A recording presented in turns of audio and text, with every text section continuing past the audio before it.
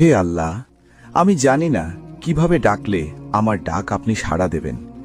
আমি জানি না কিভাবে চাইলে আপনার চাওয়া আপনি পূরণ করবেন। আমি জানি না কিভাবে হাত উঠালে আমার হাত আপনি ভরে দেবেন।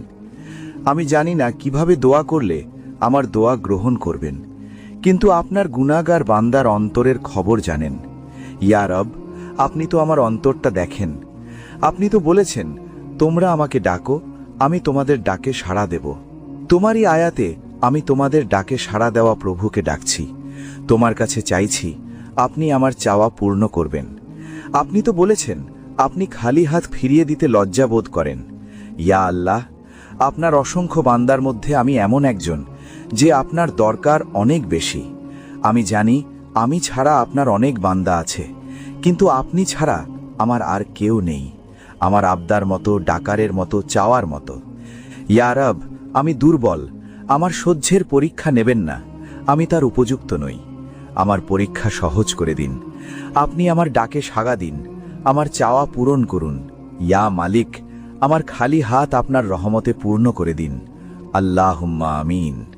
আজকের সেরা হাদিস, যে যেভাবে আত্মহত্যা করবে সেভাবেই শাস্তি পাবে।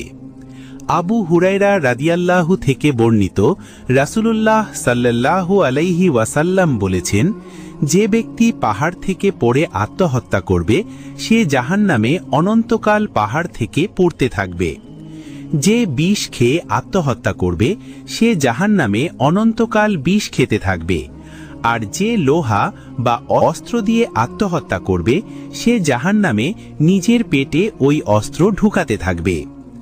আত্মহত্যা কুফরি না হলেও এটি এমন এক কবিরা গুনাহ যার শাস্তি অনন্তকাল চলতে পারে যদি আল্লাহ মাফ না করেন।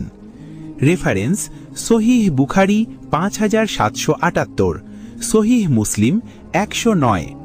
শিক্ষা: 1. জীবনের মালিক আল্লাহ, নিজের জীবন শেষ করার অধিকার কারো নেই। 2.